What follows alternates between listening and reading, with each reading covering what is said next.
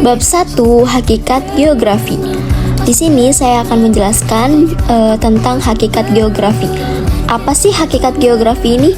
Ada yang tahu nggak tentang bab ini? Nah, kalau belum ada yang tahu, ayo ikutin saya belajar hakikat geografi.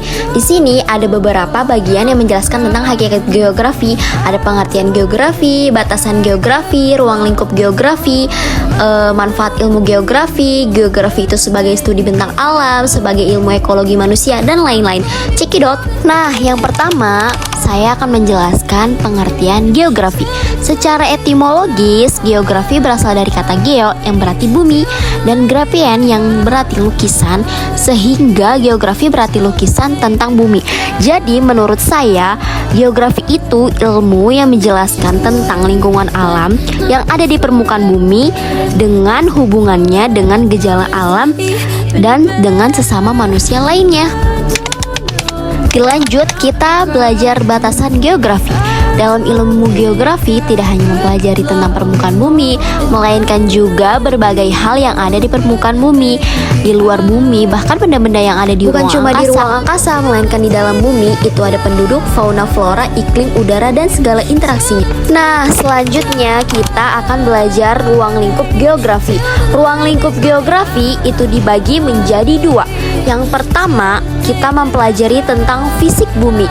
Yang kedua, kita mempelajari tentang kehidupan di atas permukaan bumi. Kita bahas dulu nih, yang pertama mempelajari fisik bumi. Mempelajari fisik bumi itu yaitu tempat tinggal manusia yang biasa disebut ilmu bumi alam atau physical geography atau geografi fisik. Lanjut, yang kedua mempelajari kehidupan di atas permukaan bumi seperti dunia tumbuh-tumbuhan, dunia hewan, hubungan antar manusia dengan lingkungan alam.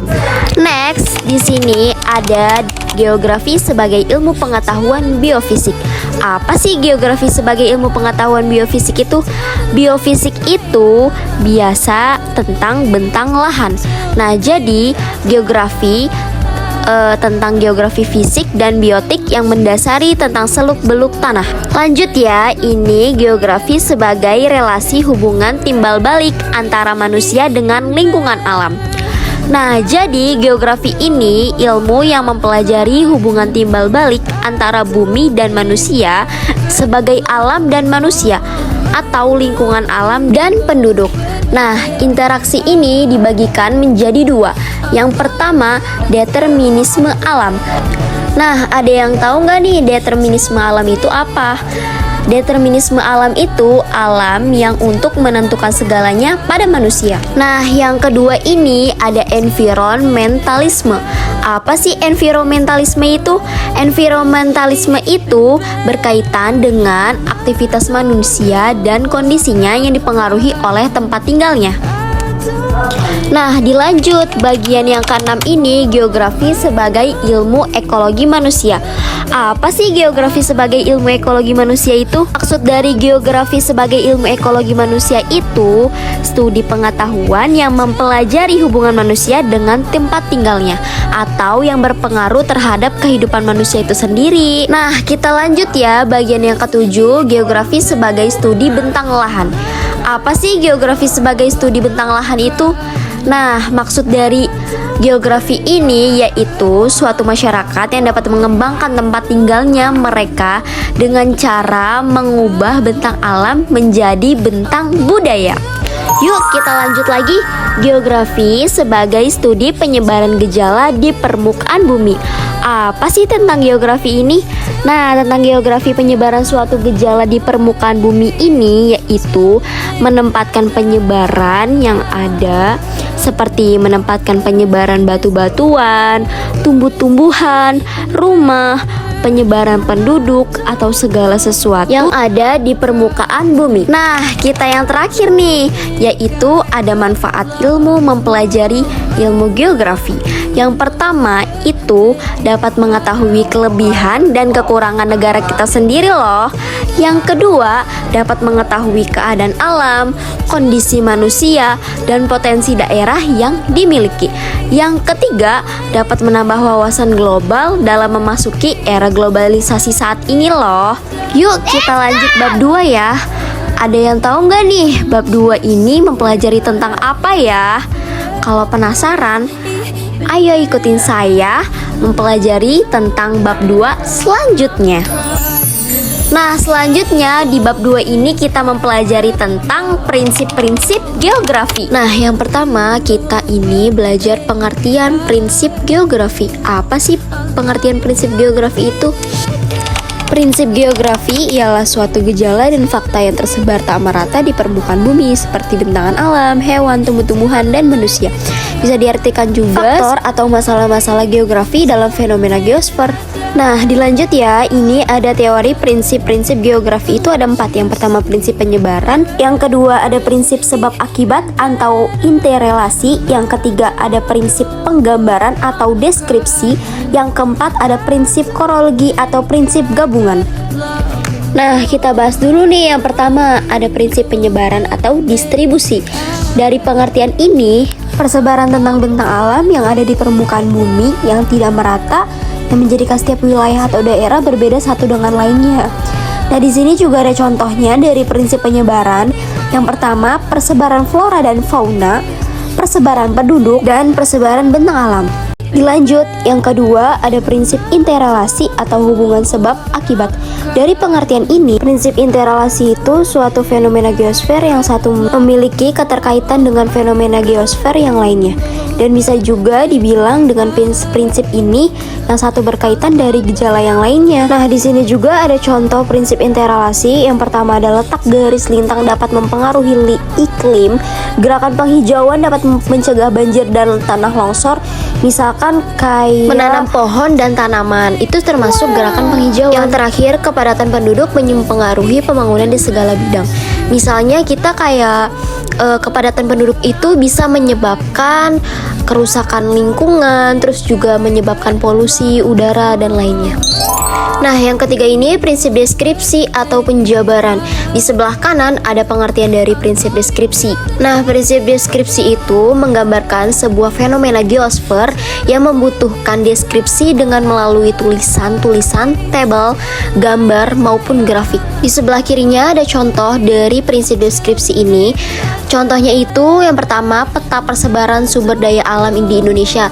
Contohnya tuh kayak gambar peta persebaran sumber daya alam yang ada di Indonesia itu. Jadi itu contoh prinsip deskripsinya itu tentang gambar, melalui gambar ataupun grafik. Nah, di sini kita bisa lihat ada contoh gambar tugas proyek peta sumber daya alam di Indonesia. Jadi prinsip deskripsi itu bisa digambarkan melalui peta sumber daya alam Indonesia, misalkan kayak barang tambang, perikanan, hutan, dan lainnya.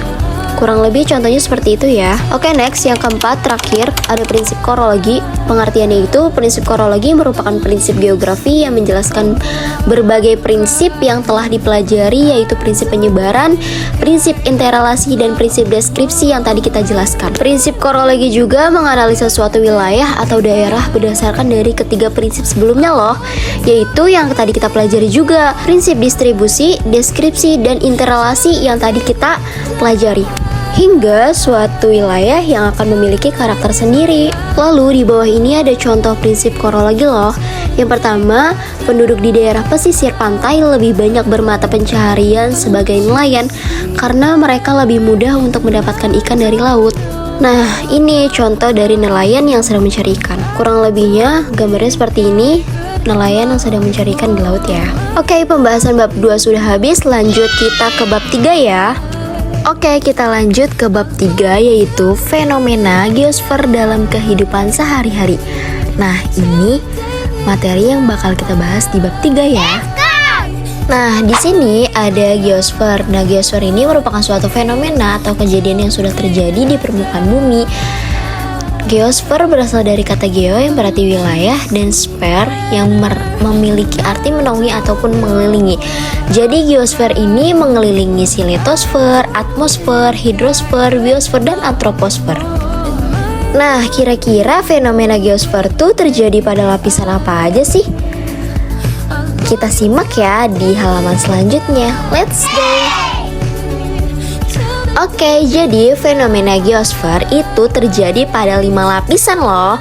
Yang pertama, lapisan atmosfer. Yang kedua, lapisan litosfer. Yang ketiga, lapisan hidrosfer. Yang keempat, lapisan biosfer. Yang kelima, antroposfer. Oke, selanjutnya kita pelajari ya. Nah, yang pertama dulu nih yang kita bahas lapisan atmosfer. Apa sih lapisan atmosfer itu? Dalam lapisan atmosfer terdapat berapa lapisan udara dengan tingkat ketinggian dan bervariasi seperti yang sudah dibahas pada bab awal ya. Nah, yang di bab awal itu kan kita udah bahas lapisan troposfer, stratosfer, lapisan mesosfer, termosfer, dan lapisan eksosfer. Nah, di bawahnya itu contoh dari fenomena pada lapisan atmosfer. Contohnya itu terdapat perbedaan musim yang berpengaruh pada kehidupan baik secara langsung maupun tidak langsung. Contohnya, para petani memanfaatkan musim penghujan dengan menanam di sawah tada hujan. Selanjutnya kita bahas yang kedua, lapisan litosfer. Beberapa contoh dari fenomena yang terjadi pada litosfer adalah terjadinya gempa, erosi, dan tanah longsor. Seperti yang ada dua gambar ini. Nah, yang di sebelah kanan itu contoh tanah longsor, dan yang di bawah itu contoh gempa. Di bawah itu contoh gempa. Gempa dapat terjadi karena pergeseran lempeng tektonik dan adanya aktivitas vulkanik. Gempa yang terjadi akibat pergeseran lempeng tektonik pernah dialami di daerah Yogyakarta pada tahun 2009, sedangkan gempa vulkanik akibat meletusnya Gunung Bromo pada tahun 2016. Nah, yang kedua tanah longsor, yaitu gerakan tanah yang merupakan peristiwa geologi yang terjadi karena pergerakan massa batuan atau tanah dengan berbagai tipe seperti terjadi bebatuan. Itu tanah longsor ya. Lalu yang ketiga ini fenomena pada lapisan hidrosfer. Hidrosfer terdiri atas semua perairan yang ada di permukaan bumi seperti lautan, sungai, danau, serta sungai bawah tanah. Sekitar 97% air tersebar di permukaan bumi berada di lautan, sisanya adalah air tawar. Sedangkan 2/3 dibekukan di daerah kutub dan salju. Nah, contoh dari fenomena hidrosfer adalah keberadaan salju di pegunungan Jayawijaya, Papua. Itu di bawahnya contoh gambar saat Gunung Jayawijaya Papua turun salju ya. Lanjut, yang keempat, fenomena pada lapisan biosfer. Biosfer terdiri dari semua lapisan organisme, makhluk hidup seperti tumbuhan, hewan, dan organisme bersel satu. Sebagian besar kehidupan terestrial di bumi terdapat pada zona yang membentang dari 3 meter di bawah tanah sampai 30 meter di atas tanah. Nah, contoh dari fenomena biosfer adanya persebaran flora dan fauna di belahan bumi dan adanya keberagaman konsumsi bahan pangan yang dikonsumsi oleh masyarakat Indonesia. Nah, sebelah sininya ada gambar persebaran flora dan fauna, itu contohnya ya. Nah, yang terakhir nih, fenomena terakhir yang kelima itu fenomena pada lapisan antroposfer. Antroposfer merupakan lapisan manusia di permukaan bumi. Antroposfer juga sangat sering kita temui dalam kehidupan sehari-hari loh, seperti adanya keberagaman adat dan budaya. Adanya keberagaman adat dan budaya berpengaruh pada kehidupan manusia, seperti cara berinteraksi, keterampilan yang berbeda, dan lain-lain. Oleh karena itu, pengolahan dan alat yang digunakan juga akan berbeda karena perbedaan jenis sumber daya alam yang diolah. Contohnya, perbedaan potensi sumber daya alam yang mengakibatkan perbedaan cara pemanfaatannya. Baik, selesai sudah pembahasan kita. Selanjutnya kita dari ini kesimpulan kita belajar ilmu geografi ya. Yang pertama, geografi membantu memahami sistem kehidupan di sekitar. Geografi juga dapat membantu memprediksi kita bencana dan mengantisipasi kerugian. Geografi juga dapat membantu memaksimalkan berbagai jenis alam yang tersedia di bumi. Geografi juga dapat membantu memahami perbedaan karakteristik antara ruang. Geografi juga dapat membantu membangun kesadaran ruang dan kerjasama antar negara. Dan geografi juga dapat membantu menentukan cara hidup yang tepat di lingkungan sekitar. Oke, saya juga kita belajar video pembelajaran ilmu geografi ya. Terima kasih karena sudah belajar bersama Kak Anestia. Wassalamualaikum warahmatullahi wabarakatuh.